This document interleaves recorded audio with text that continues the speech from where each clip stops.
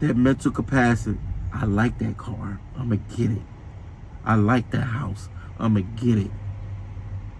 But what they never tell you about is that check that you get every day that kind of dwindles away at your bank account and just leaves.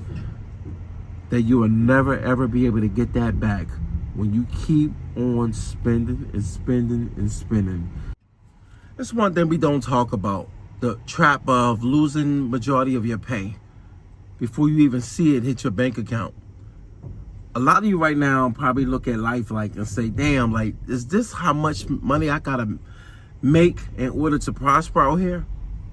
But then at the same time, you also look at your paycheck when you go home and you say to yourself, damn, I'm supposed to be making a significant amount of money, but for some odd reason, a lot of this money seems to go away to IRS. Not only that, just the whole fact of that we work a lot in order to make a certain amount of money so we can have a good lifestyle. But then we're also being ripped off from, and when I call it a rip off, I call it a real rip off, because when you look at how much money we actually spend in just taxes and medical. Taxes and medical is one of the things that kills a lot of our money. Give or take, at the end of the day, we need it. But at the same time, we're being overcharged for a lot of things today. We're being overcharged for it. So I can't sit back and act like I'm blind to not seeing it. I see it because I go through it. I pay it. Not only that, we also ran into the trap of, and I call it a trap because the 401 trap. When we look at our pay, we have to also put money to the side to make sure that we're good for retirement.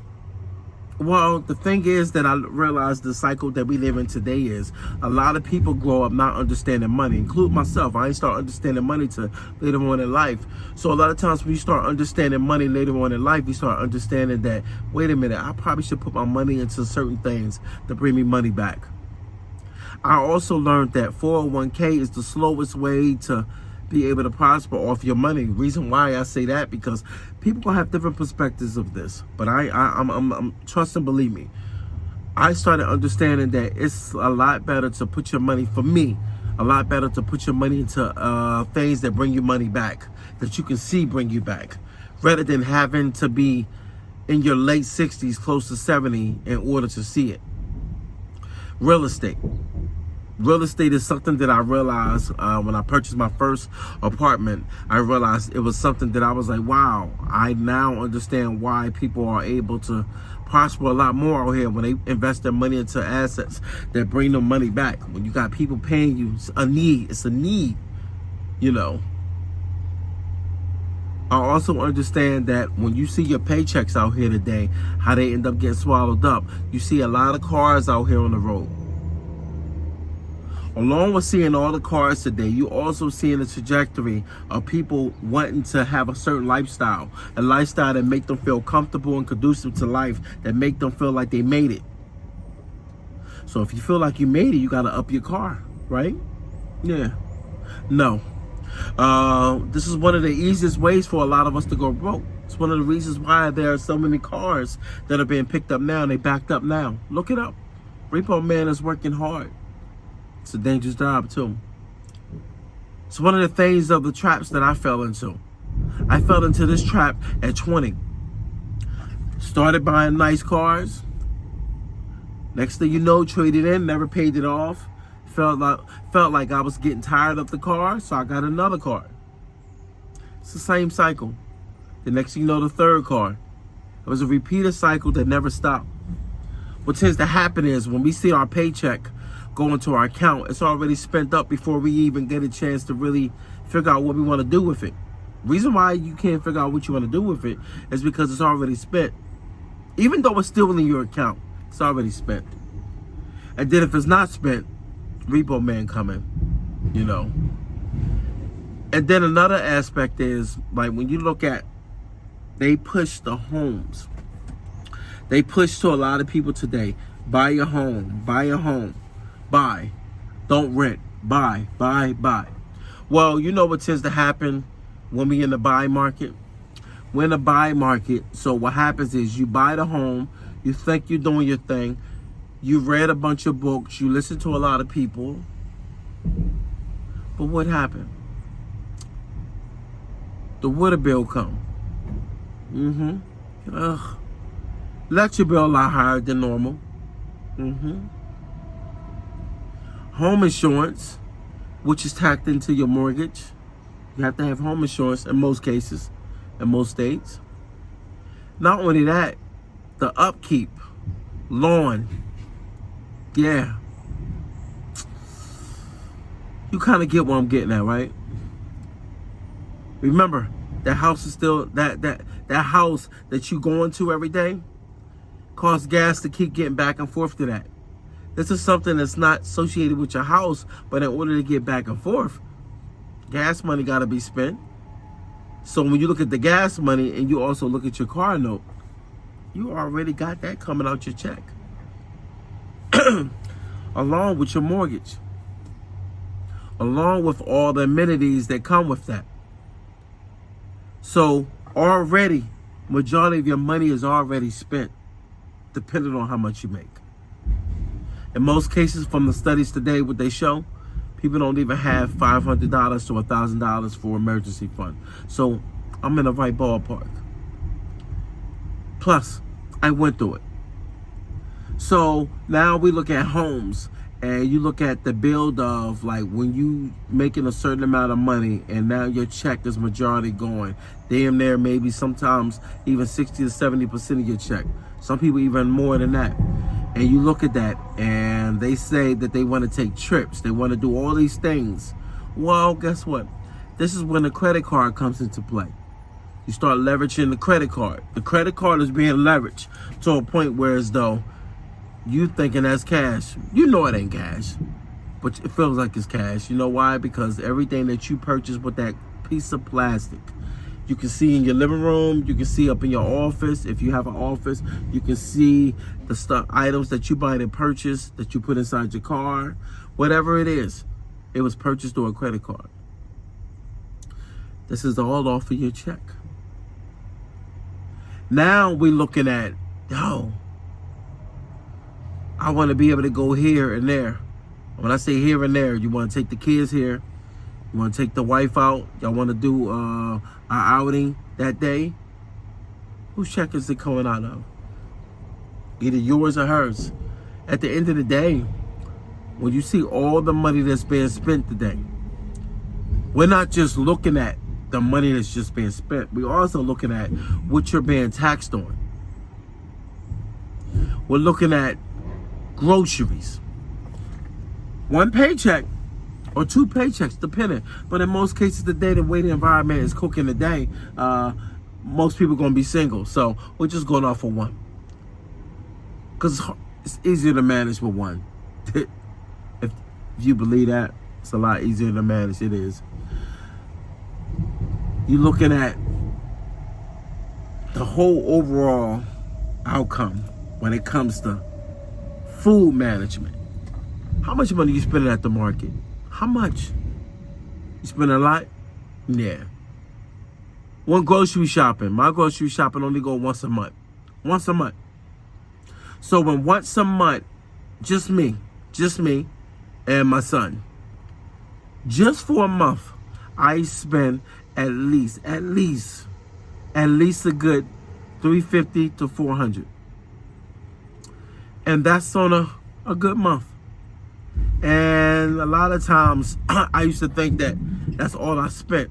Well, I was mistaken until I started really cooking. I didn't realize that all the times I used to hit up the Wawa or the little mom and pop store that I go in and grab a coffee or I'll grab a sandwich that I could have made home. Sometimes we don't tack that all in. One check.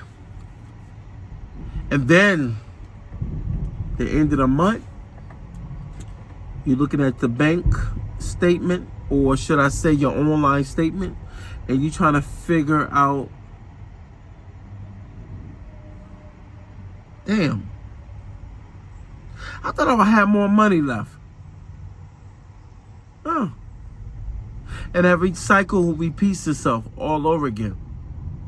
Well, This is something that a lot of people today are starting to realize today, that we are a group of people that overspend. Now, I give or take, you got people that might say, yeah, that's why you got to be smart with your money. Yeah. It's easy said than done. I'm going to tell you something. It's a mindset. It's not something that you can just wake up and do. You know why? Because a lot of people today have been grown. How should I say? They've been raised to operate a certain way. They've been operating from a mindset of, if I got it in a bank account, I can go ahead and buy it. And that's a bad mindset to have, because that's a mindset that sets up people to be in destruction. It sets people up to be for failure. You are always in failure mode. You know why? Because you're always trying to play catch up. You know what happens when they catch up? You never catch up. Never. It's a rat race. It's a maze. It's a maze of a door that you're trying to get through, and you can't get through that door. You will never seem to reach that door. And if you do reach that door, you're so drained once you reach it. A lot of times they say majority of people end up going right back into the same rat race. They go right back into the episode of living paycheck to paycheck, because it's a small increments that starts. Well, I just want this. I deserve it. I get it. You can't bury money with you, so you got to spend it. But at the same time, it depends how you spend it, because at the rate that you're going, the way you spend money, you won't even have money to be able to maintain a real life that's going to be meaningful to you. Whereas though you're able to wake up and be able to have your bills paid by you. You know, we're looking in the world that we live now. We're seeing more people now, more and more debt. It's a cycle that never stops, because the kids that that people have today, they seem to buy them everything. I was like that in the beginning. And then eventually I was like, oh, hold up. My kid breaking every damn thing up that he get. And I was like, oh. Can't holler at him. You know why? Because after I hollered at him, show a couple tears, and then next thing you know, you like, wait a minute, what just happened with that toy? Toys are extra expensive now. It was a time where as though these toys were like $10, $12, then it went to $20. You get a little superhero character this size. It's about what, 5 inches, 5 to 6 inches? Get your mind out the gutter. And next thing you know, damn thing's $40.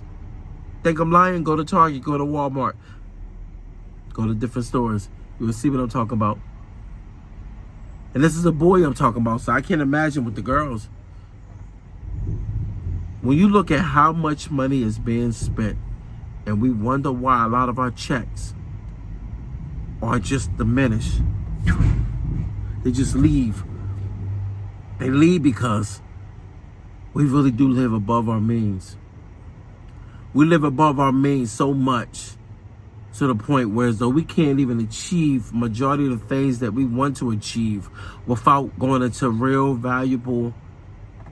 And when I say real valuable, I call it real valuable debt, because it's real valuable to the credit card and the debt collectors, because you're so valuable to them. You know why? Because the more debt you get in, you become more valuable to the people that are collecting. And when people are collecting their money, they're going to get it either way, in this shape or form. Because most likely you already paid them all their money back. You just don't know it yet. What happened is you're just trying to play catch up because all the debt that you accumulated. Think about it. If you took away all the interest, you probably would have paid everything back maybe 3 or 4 times already. But you've been charging away your life to the point where as though now all the money you done gave to interest, they like, hey, sucker, you still owe us $20,000, but even though you already paid this damn near $25 already, but you've been getting hit with late fees, you done charge so much up. Just think about it.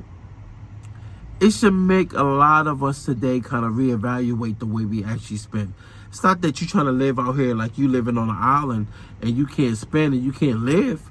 But at the same time, you still have to be able to wake up and say to yourself, hey, I'm able to put a smile on my face. I'm able to understand life a lot better. I'm able to go somewhere, take a trip, take a walk, Go to this coffee shop. Go ahead and get up in the morning and get my breakfast sandwich and still be able to put a smile on my face and say, yo, I'm glad I got money in the bank. I'm glad I didn't just go ahead and wild out and buy every damn thing that I seen on TV or online.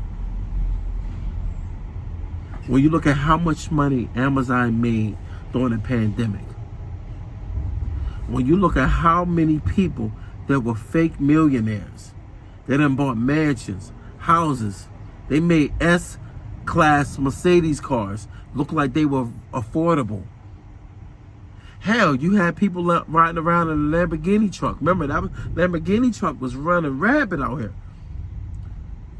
When you look at the cycle and the movement that a lot of people are out here portraying, it makes other people look at the gram, look at TikTok, look at all these websites that we end up following a lot of these people, and they end up becoming, not me, but a lot of people end up following the trend, and they like, yo, they are my goals. You see it in the comment section. They are my true goals. What's your true goals? Oh, your true goals is to have money like that and to live in a big crib. But you know what's striking? You know what's weird? Ever since the pandemic has been the past, and now we're seeing people for what they really are, you find out people are really not millionaires like we thought they were. We've seen a lot of scammers. So when you look at the everyday paycheck, and you see people out here working, these are the people that's showing you real life. Real life is a car note. Real life is a person actually saving up 5 to 10,000, sometimes 20 to 30, and purchasing a vehicle cash. That's real life. I don't know when it became real life to wake up and you see somebody you never knew of, but then all of a sudden they become so marketable, and next thing you know, they're impressionable on your mind because you're watching them all the time. You're like, damn, they got a lot. You don't know how they appeared out of thin air. Somehow they just became rich. But for some odd reason, they can't never tell you how they made their money.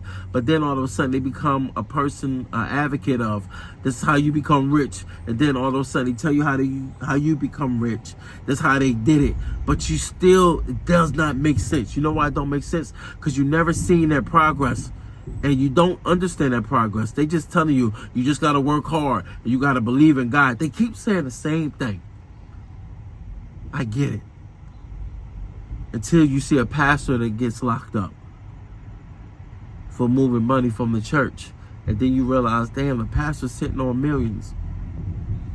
And then all of a sudden when the feds come in and they hit them with all types of charges of moving money around, then you're like, wait a minute, I don't know what's fake and I don't even know what's real no more. You know why? Because when we look at what we look at today, we don't even understand what is really going on. You don't know what's real. You don't know what's fake. So if you see something that's fake and it looks real, you're going to follow it. In most cases, you'll follow it, especially if you don't have knowledge of life and you never garner anything in life. You're going to be misled. You're going to be misguided. You will not understand what is actually going on out here. You won't. You're going to feel like you living a mediocre life. And that's the problem that causes people to lose majority of their paycheck. When they live a fake life, they buy everything up and down their mental capacity. I like that car. I'm going to get it. I like that house. I'm going to get it. But what they never tell you about is that check that you get every day that kind of dwindles away at your bank account and just leaves, that you will never ever be able to get that back when you keep on spending and spending and spending till the cycle runs out, and then next thing you know, you been sued or you flat broke. Like and subscribe. Peace and love. And stay positive and keep your finances in check.